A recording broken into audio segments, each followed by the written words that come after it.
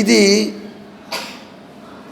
నా కర్తవ్యము అనేటటువంటి బుద్ధితో మమతను వదిలివేసి, అయితే నాది మమత అంటే నాది అనేటటువంటి ఆ మమకారాన్ని వదిలివేసి ఇది నా కార్యము అనేటటువంటి బుద్ధితో ఆ కార్యం వల్ల వచ్చేటటువంటి స్వర్గాది ఫలములను అపేక్షించకుండా వర్ణాశ్రమోచితమైనటువంటి కర్మములను చెయ్యటమే ఆ కర్మ ఫలత్యాగము సాత్వికము. అంటే ఆ కర్మ ఫలాన్ని ఆశించకుండా కర్మ ఫలాన్ని త్యాగం చేస్తూ కర్తవ్య బుద్ధితో మమకారము వదిలి నా యొక్క విహితమైనటువంటి నాకు నిర్దేశించబడినటువంటి కర్మలను చెయ్యటమే సాత్విక త్యాగము అని అంటూ ఉన్నారు.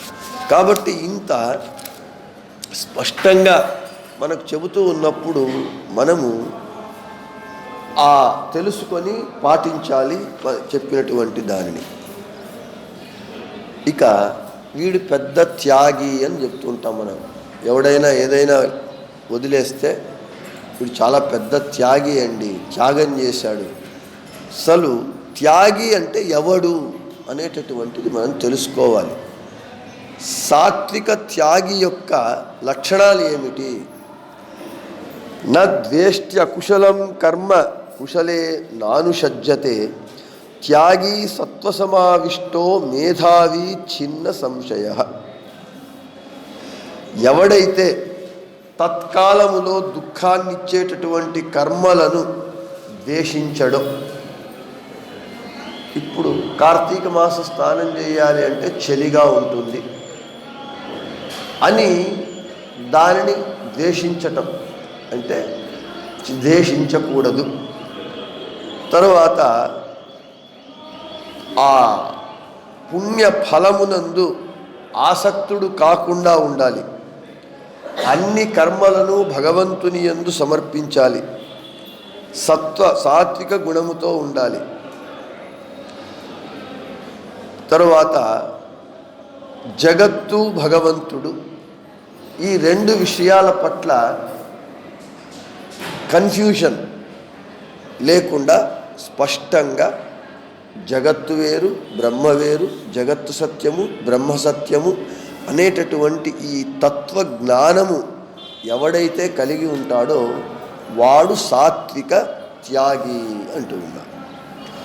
నహి దేహభృతా శక్యం త్యక్తుం కర్మాణ్యశేషత యస్తు కర్మఫలత్యాగి సత్యాగి ఇత్యభిధీయతే. దేహధారి అయినటువంటి మనుష్యునికి అన్ని కర్మలను వదలడం అనేటటువంటిది సాధ్యం కాదు. కాబట్టి కర్మ ఫలములను విడిచినటువంటి వాడే త్యాగి అని పిలువబడతాడు. ఇక్కడ మనము దేహం ఉన్నది, ఈ దేహంలో జీవుడు ఉన్నాడు.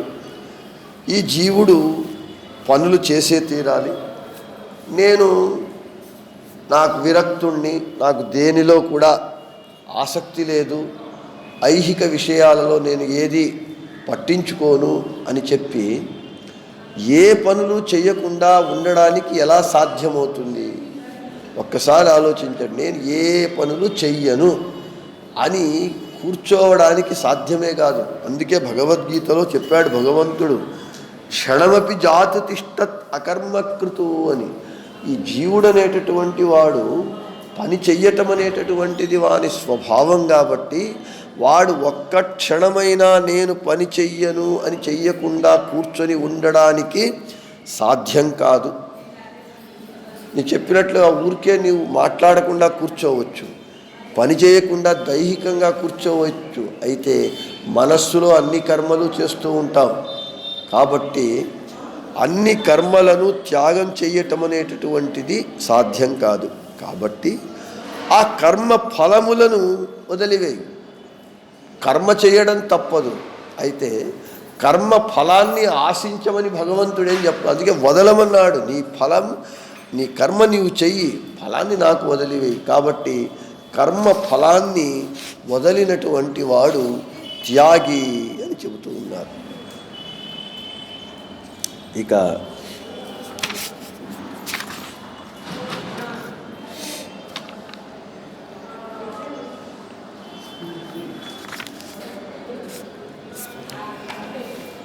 పంచైతాని మహాబాహో కారణాని నిబోధమే సాంఖ్యే కృతాంతే ప్రోక్తాని సిద్ధయే సర్వకర్మణ.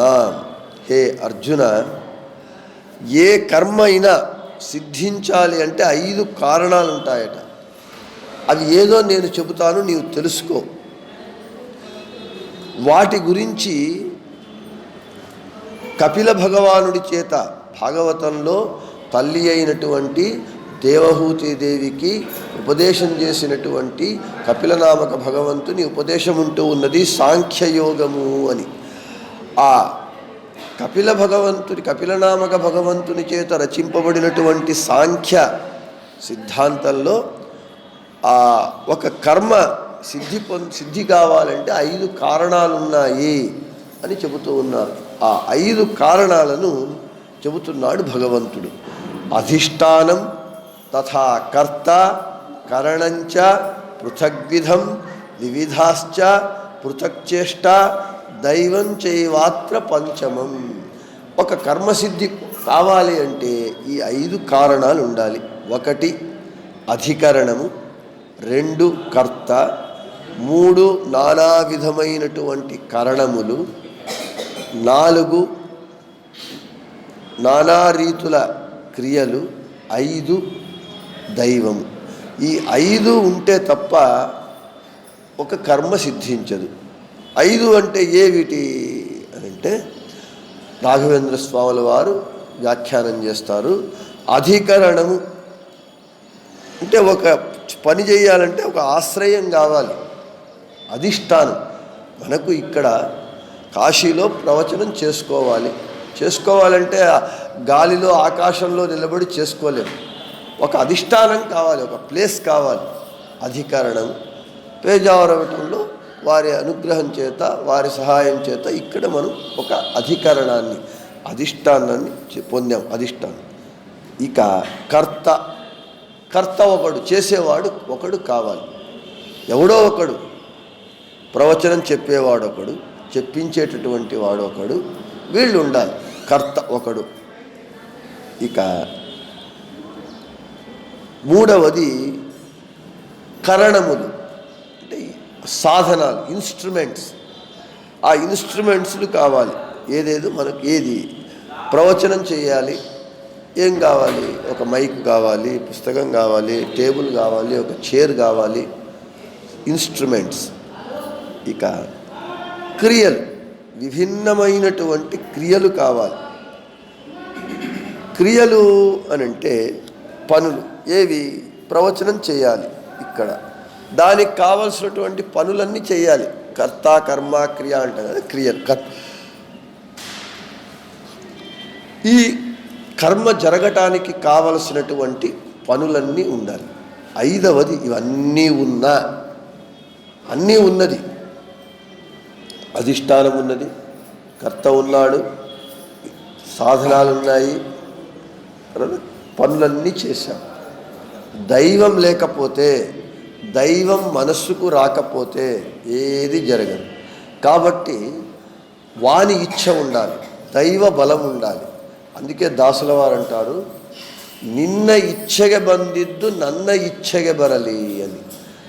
భగవంతుని ఇచ్ఛ ఒకటే, వాని ఇష్టాయిష్టాలతోనే ఈ జగత్తు నడుస్తుంది. కానీ మన ఇష్టాయిష్టాలతో ఏ పని లేదు. నేను ఈ 9 రోజులు అయిన తర్వాత ప్రయాగ, అయోధ్య, గయా యాత్ర చేసుకొని పోవాలి అనుకొని అన్ని టికెట్లు అన్నీ బుక్ చేసుకున్నాం. అయితే నేను అన్నీ చేశాను. అయితే దైవం లేదు, దైవ నిర్ణయం లేదు. రేపే ఇప్పటి నుంచి బెంగళూరుకు పారిపోతున్నారు. ఎందుకు? వాని సంకల్పం లేదు, వాని ఇచ్ఛకు వచ్చింది, నా ఇచ్ఛకు రాలేదు. కాబట్టి నా 3 యాత్రలు కావటం లేదు.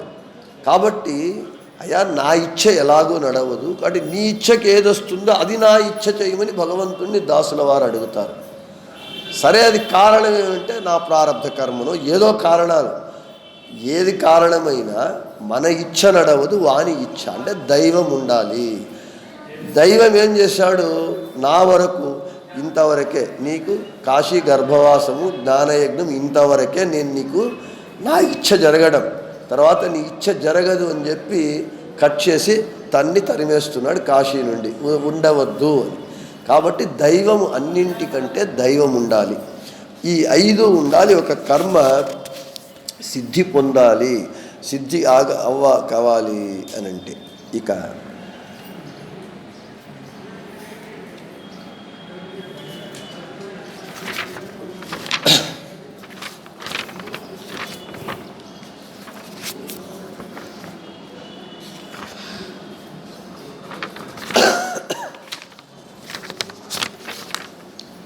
కర్మలు సాత్విక కర్మ, త్రివిధ రీతుల కర్మలు. నియతం సంగరహితమరాగ ద్వేషతః కృతం అఫలప్రేప్సున కర్మ యత్తత్ సాత్వికముచ్యతే. సాత్విక కర్మ అంటే ఏమిటి అని అంటే, ఏ కర్మ అయితే నియతమై ఉంటుందో, అంటే ఈ కర్మ ఇది చెయ్యాలి అని నిర్దేశింపబడి ఉంటుందో, ఇది నాది అనేటటువంటి నా కర్మ అనేటటువంటి అభిమానం లేకుండా, మమకారం లేకుండా ఉంటుందో, కీర్తి యందు ప్రీతి అకీర్తి యందు ద్వేషము లేకుండా, కీర్తి ఎవనికి వద్దు, కీర్తి అంటే అందరికీ ఇష్టమే, అపకీర్తి అంటే అందరికీ వద్దు. అయితే కీర్తి యందు ప్రేమ కానీ ప్రీతి కానీ అపకీర్తి యందు ద్వేషం కానీ లేకుండా, వీటిని వదిలిపెట్టి ఫలాన్ని ఆశించకుండా ఎవడైతే చేస్తాడో కర్మను, అది సాత్విక కర్మ అని అంటారు. ఇంత పరిశుద్ధంగా, ఇంత నిర్లిప్తంగా చేయడానికి అంత సులభం కాదు, ఎవరికి సాధ్యం కానటువంటిది. అయితే సాధ్యం కాదు అని మనం వదలడానికి లేదు. ఎందుకంటే సాధనమున పనులు సమకూరు ధరలోన, అదే భగవంతుడు చెప్తున్నాడు, అభ్యాసేనతు కౌంతేయ. అయా నీకు మనస్సు చంచలము, దాన్ని నేను నిగ్రహించుకోలేను అని అంటే, అసంశయం మహాబాహో, అవును ఏ మహాబాహో, నీవు నిస్సంశయం నీవు చెప్పింది, మనస్సు చాలా చంచలం, నిగ్రహించుకోవడం కష్టం. కష్టమని వదిలేయాలా, వదిలేయకూడదు, అభ్యాసం చెయ్యాలి. మనకు కావలసిన పనులను ఎంత కష్టపడైనా చేస్తాం, మనకు చెయ్యాలి, అది ఇష్టమైతే ఎంత కష్టాన్నైనా ఓర్చుకుంటాం, ఎంతైనా చేస్తాం. మనకి ఇష్టం లేకపోతే ఎంత మంచి పనైనా చెయ్యం. కాబట్టి ఇక్కడ మనకు ఆ ఇష్టము అవన్నీ లేకుండా ఇవన్నింటి సాధన చేయాలి.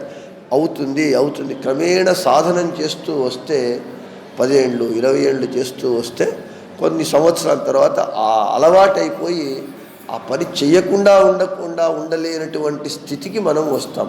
ఆ స్థితిని మనం చేరాలి అంటే సాధనమున పనులు సమకూరు ధరలోన, అది ఇన్ని ఏ అపేక్ష లేకుండా ఇంత నిర్లిప్తంగా పనులను చేయాలి, అది సాత్విక కర్మ. ఇక రాజస కర్మ, యత్తు కామేప్సునా కర్మ సాహంకారేణ వా పునః క్రియతే బహుళాయాసం తద్రాజస ముదాహృతం. ఏ కర్మ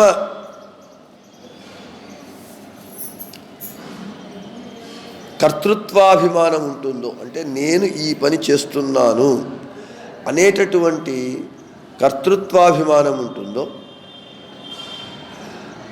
ఆ పని చేసేటప్పుడు అత్యంత శ్రమ ఉంటుంది. శ్రమతో తరువాత కర్తృత్వాభిమానంతో నాకు ఫలం కావాలి అని ఫలాపేక్షతో ఏ కర్మ చేయబడుతుందో అది రాజస కర్మ అవుతుంది అని చెప్తూ ఉన్నారు. ఇక తామస కర్మ, అనుబంధం క్షయం హింసామనపేక్ష్య చ పౌరుషం మోహదారభ్యతే కర్మ యత్తత్తామసముచ్యతే. ఈ పని చేయటం వల్ల ముందు కలిగేటటువంటి అనర్థము, హాని, తర్వాత మనం చేసే కర్మ వల్ల ఇంకొకరికి వేరే వాళ్ళకి అయ్యేటటువంటి ఇబ్బంది, తన సామర్థ్యము, ఈ పని నేను చెయ్యగలనా చెయ్యలేనా అనేటటువంటి వివేకము లేకుండా, ఇవేవి విచారించకుండా మిథ్యాజ్ఞానంతో మూర్ఖంగా ఎవడైతే కర్మను చేస్తాడో అది తామస కర్మ. కాబట్టి ఈ విధంగా మన కర్మలు ఉంటున్నాయి, సాత్విక, రాజస, తామస కర్మలు. ఒక పని మనం చేయటానికి వెళ్ళినప్పుడు ఇవన్నీ ఆలోచించుకొని ఆ కర్మ వలన మనకు పుణ్యం రాకపోయినా పర్వాలేదు, పాపము మాత్రం రాకుండా చూసుకోవాలి. ఏదో సామెత అంటారు కదా, పుణ్యానికి పోతే పాపం ఎదురయ్యింది అని. కాబట్టి మనము పుణ్య సంపాదన చేసుకోకపోయినా పాపం మాత్రం సంపాదించుకోకుండా ఉంటే అదే మనం పుణ్యం సంపాదించుకున్నంత. ఇక మనకు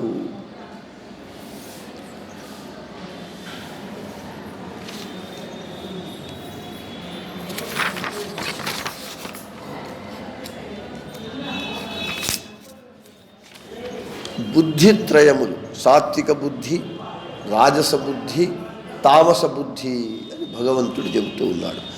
ప్రవృత్తించ నివృత్తించ కార్యాకార్యే భయాభయే బంధం మోక్షంచ యా వేత్తి బుద్ధి స పార్థ సాత్వికీ.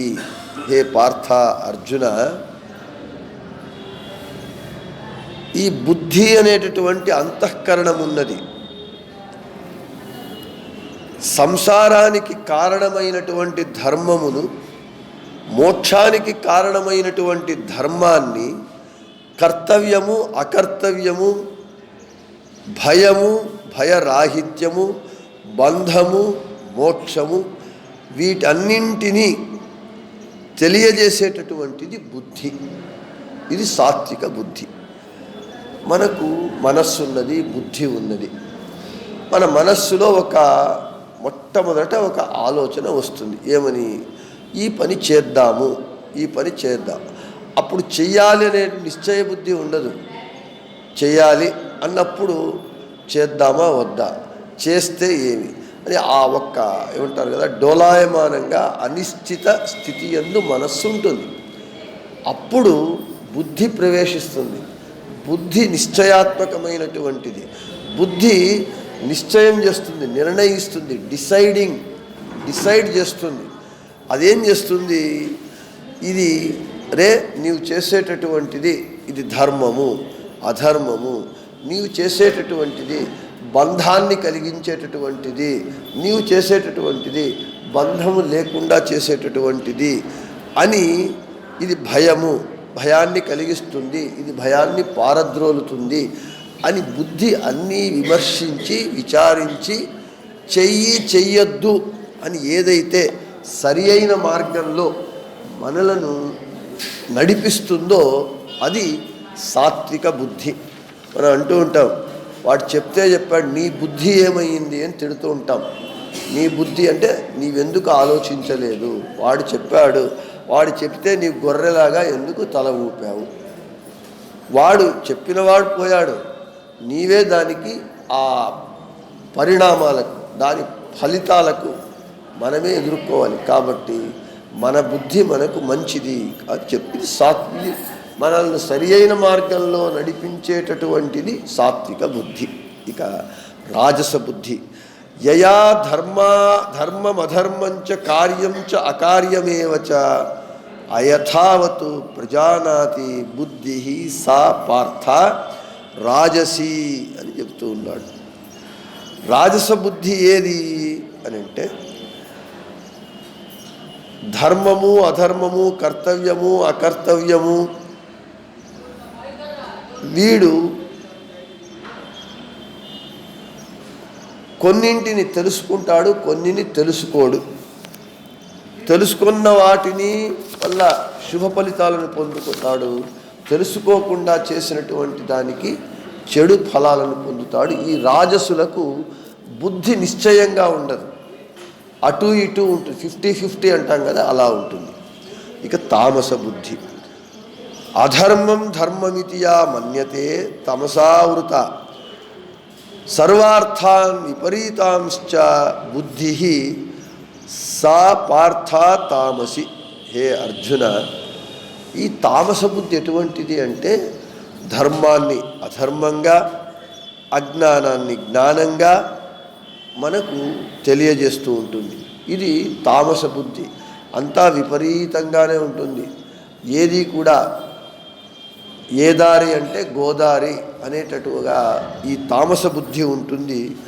ఇది చాలా మనకు ఇబ్బందిని, కష్టాలను, నష్టాలను మనకు తెచ్చేటటువంటిది ఈ తామస బుద్ధి. ఇక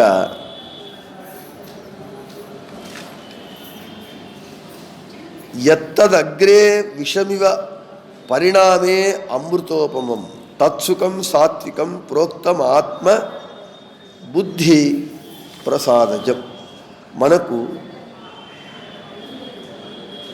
సాత్విక సుఖము అంటే ఎలా ఉంటుంది? సాత్విక సుఖము, రాజస సుఖము, తామస సుఖము. సాత్విక సుఖం ఎలా ఉంటుంది అని అంటే మనకు ఈ మొదట సుఖము, ఈ సాత్విక సుఖం ఎలా ఉంటుందంటే మొదట చాలా చేదుగా విషంలాగా ఉంటుంది. అయితే చివరికి అమృత సదృశంగా ఉంటుంది. భగవంతుని అనుగ్రహం చేత మళ్ళీ బుద్ధి ఆ విషయమునందు పోకుండా ఉండేటట్లుగా ఉంటుంది. అంటే సాత్విక సుఖం అనేటటువంటిది మనకు మొదట కష్టంగా అనిపించిన చివరికి సుఖంగా అనిపిస్తుంది. మనకు జబ్బు వచ్చింది, జబ్బు వచ్చినప్పుడు మాత్ర వేసుకోవాలి. మాత్ర వేసుకుంటే నోరంతా చేదవుతుంది. నోరు చేదవుతుందని మాత్ర వేసుకోకపోతే రోగం ముదిరి వీడే పోయే పరిస్థితి వస్తుంది. చేదుగా ఉన్న మాత్రను వేసుకుంటే అది ఎక్కడికి పరిణామం పోతుంది? మనకు అంత్యము ఎండ్ శుభం పడుతుంది. ఎందుకు అని రోగం నాశమవుతుంది. ఇది సాత్విక సుఖం యొక్క లక్షణం. ఇక రాజస సుఖం యొక్క లక్షణం ఏమిటి అని అంటే విషయేంద్రియ సంయోగాద్యత్తదగ్రే అమృతోపమం పరిణామే విషమివ తత్సుఖం రాజసం స్మృతం. ఈ రాజస సుఖం ఏముంటుందంటే ప్రారంభంలో అమృతంలాగా అనిపిస్తుంది, చివరికి విషంలాగా అనిపిస్తుంది. ఆ సుఖము రాజస సుఖం. షుగర్ ఉన్నది, తీపి తినరాదు. అయితే తీపి అంటే చాలా ఇష్టం, బాగా గబగబా లడ్లు, మైసూర్ పాకులు తినేస్తాడు. బిగినింగ్లో హ్యాపీగా ఉంటుంది. తర్వాత షుగర్ టెస్ట్ చేసుకుంటే ఫాస్టింగ్ 400-500, గుండె గుబేలు ఉంటుంది. ఇది రాజస సుఖం. ప్రారంభంలో ఆనందంగా ఉంటుంది, అమృతంగా ఉంటుంది, చివరిలో విషంగా మారుతుంది. ఇది రాజస సుఖం. ఇక తామస సుఖం యదగ్రే చానుబంధే చ సుఖం మోహనమాత్మనః నిద్రాలస్య ప్రమాదోత్థం తత్తామసముదాహృతం. ఏ సుఖమైతే ప్రారంభమునందు చివరి వరకు మనకు దుఃఖాన్ని కలిగించేటటువంటిది, తరువాత నిద్ర, ఆలస్యము, అధర్మ బుద్ధిని కలిగించేటటువంటిది తామస సుఖం. ఆ తామస సుఖము ప్రారంభము నుండి చివరి వరకు కూడా మనకు దానితోనే తన్మయత్వంగా ఉంటుంది. దుఃఖమే సుఖంగా అనిపిస్తూ ఉంటుంది. నిద్ర అది అజ్ఞానానికి చెడు లక్షణం. ఆలస్యం అంటే ఈ పని ఇప్పుడు చేయాలంటే రేపు చేస్తా అనడం. తరువాత అధర్మములో ఎప్పుడూ ఉంటుంది. అది తామస సుఖం. ఇంకా మీకు చెప్పాలి అంటే తెలుగులో ఒక సామెత ఉన్నది, పందికేల పన్నీరు అని. పందికి ఆ కాలువ పారుతూ ఉంటుంది, ఆ కాలువలో పొరలాడితేనే దానికి ఆనందం. అటువంటి పందిని తీసుకొచ్చి మంచి పన్నీటి కొలనులో వేస్తే దానికి ఒళ్ళంతా మండుతుంది. ఎందుకు? పంది స్వభావం అంతే. దానికి అదే కాలువ నీళ్లలో పొరలాడటము, బురదలో పొరలాడటమే దానికి ఆనందం. అది తామస సుఖము అని చెప్తున్నా. ఇక ఈ త్రిగుణ సంబంధము లేనటువంటిది ఏదీ లేదు.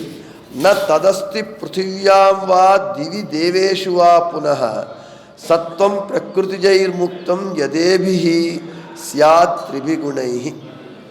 ఈ ప్రకృతి చేత పుట్టినటువంటి సత్వరజస్తమో గుణములు, ఈ త్రిగుణముల సంబంధము లేనటువంటి జీవ సముదాయము భూమి యందు కానీ, స్వర్గంలో కానీ, ఎక్కడ దేవతలందు కానీ ఎక్కడ ఈ త్రిగుణముల సంబంధము లేనటువంటి జీవ సముదాయము లేదు అని చెబుతూ ఉన్నారు. అంటే సాత్విక, రాజస, తామస గుణములు అందరిలో ఉన్నాయి. బ్రహ్మయందు కూడా, జీవోత్తముడైనటువంటి బ్రహ్మయందు కూడా తామస గుణం ఉన్నది. త్రిగుణ, అతని లింగదేహము కూడా త్రిగుణాత్మకమైనదే. అంటే ప్రపోర్షన్ ఎంత అని ప్రశ్న ఇక్కడ. నేను చెప్పాను కదా, సాత్వికము, రాజసము, తామస గుణములు. సాత్విక గుణము మంచిది. సాత్విక గుణము బ్రహ్మదేవునిలో ఎంత ఉన్నది? 19.999999% 0.00000001% నెగ్లిజిబుల్. అంత ఆయనలో తామస గుణం ఉన్నది. అదేవిధంగా అందరిలో కూడా ఆ ప్రపోర్షనేట్ పెరుగుతూ వస్తుంది, అంతే తగ్గుతూ పెరుగుతూ వస్తుంది. అందరూ త్రిగుణాత్మకులే. త్రిగుణ సంబంధము లేనటువంటి ఎక్కడా లేదు. ఉదాహరణకు ఈ జీవుని మీద లింగ శరీరం ఉన్నది. లింగ శరీరము త్రిగుణాత్మకమైనటువంటిది. బ్రహ్మదేవునికి లింగ శరీరం ఉన్నది, లింగదేహం ఉన్నది, మనకు ఉన్నది. అయితే బ్రహ్మదేవుల వారి లింగదేహము ఎలా ఉన్నది అంటే దగ్ధమానాయ పటము వలె, దగ్ధ పటము వలె ఉన్నది. దగ్ధ అంటే కాల్చినటువంటి వస్త్రంలాగా ఉన్నది. మనం ఒక వస్త్రాన్ని కాల్చేస్తే బూడిదగా మారిపోతే అది ఉఫ్ఫని ఊదితే మనకు పూర్వకాలంలో పెట్రోమాక్స్ లైట్స్ ఉండేవి. ఆ పెట్రోమాక్స్ లైట్కి వాడు మ్యాంటులు ఏం చేస్తుండేది, వస్త్రంతో చేసేవాడు. అంటిస్తే ఒకసారి బాగా మళ్ళీ అయిపోయి మళ్ళీ అది ఇట్లా ఉఫ్ఫని ఊదితే కింద పడిపోతుంది. అంత సున్నితంగా ఉంటుంది అంతే వాళ్ళకి. అంతా అయిపోయింది సాధన, ఊరికే అలా అంటే ఉదిరిపోతుంది అనమాట. అది సాత్విక, రాజస, తామస త్రిగుణాత్మకమైనటువంటిదే. అయితే మన లింగదేహం ఎలా ఉంటుంది అని అంటే చాలా గట్టిగా మనకు అంటుకొని ఉంటుంది. ఎలాగా అంటే మనకు అర్థం కావాలి అని అంటే సప్లయర్స్ పాత్రలు ఉంటాయి. సప్లయర్స్ పాత్రలకు మసి ఉంటుంది. ఆ సప్లయర్స్ పాత్రలకు లోపల వెలుపల, లోపల మాడిపోయి అంతా ఉంటుంది, ఆ మసి ఉంటుంది. కింద నిప్పు పెట్టిన మసి ఉంటుంది. మీరు సప్లయర్ పాత్రలకు మసి పోగొట్టి తెల్లగా దాన్ని చేస్తాను అని మీరు ప్రయత్నిస్తే సాధ్యమే కాదు. మీరు యాసిడ్ పోస్తే పాత్ర రంధ్రం పడుతుందే కానీ మసిపోదు. అంత గట్టిగా మనకు లింగదేహం అంటుకొని ఉంటుంది. అంటే మనలో తామస గుణం చాలా ప్రపోర్షన్ ఎక్కువ, సాత్విక గుణం చాలా తక్కువ. కాబట్టి ఈ జగత్తులో ఉన్నటువంటి దేవలోకం కానీ, స్వర్గలోకం, భూలో ఎక్కడైనా కానీ ఈ అందరి జీవులు త్రిగుణాత్మక సంబంధము కలిగినటువంటి వారు, ప్రకృతి చేత పుట్టినటువంటి. కాబట్టి మనమంతా ప్రాకృతులం. భగవంతుడు ఈ సంబంధము లేనటువంటి వాడు కాబట్టి వాడు అప్రాకృతుడు. లక్ష్మీదేవి కూడా ఈ సంబంధం, ప్రకృతి గుణ సంబంధము లేనటువంటి ఆమె కాబట్టి ఆమె అప్రాకృతురాలు. అయితే ఆమె ఈ ప్రకృతికి అభిమాని దేవత. అభిమాని దేవత అయినప్పుడు ఆమెకు అంటుకోదా ప్రకృతి గుణము అని మనకు ఒక సందేహం. దానికి ఒక చిన్న ఉదాహరణ, జైలు ఉంటుంది, జైల్లో ఖైదీలు ఉంటారు, వానికి ఒక జైలర్ ఉంటాడు, జైలు సూపరింటెండెంట్ ఉంటాడు. ఉన్నప్పుడు వాడు జైల్లోనే ఉన్నాడు, జైల్లో ఖైదీలు జైల్లోనే ఉన్నారు. అయితే ఎవరిని ఖైదీ అంటాము? జైల్లో ఉండేవాడిని. జైలు సూపరింటెండెంట్ జైల్లో ఉన్నా కూడా వాడిని మనం తప్పుపట్టాం, వాడిని తప్పుగా చూడము. నీకు జైల్లో ఉన్నావురా అని, ఎందుకంటే వాడు జైలుకు అధిపతి. కాబట్టి లక్ష్మీదేవి ప్రకృతి గుణమునకు అభిమాని దేవత అయినా ఆమె అప్రాకృతురాలే. కాబట్టి ఈ త్రిగుణాత్మక సంత్రిగుణమైనటువంటిది. ఇక మనకు త్రిగుణములు, ఈ త్రిగుణములలో కూడా 9 రకాలు ఉన్నాయి. సాత్వికము, సాత్విక రాజసము, సాత్విక తామసము, రాజస సాత్వికము, రాజసము, రాజస తామసము, తామస సాత్వికము, తామస రాజసము, తామసము.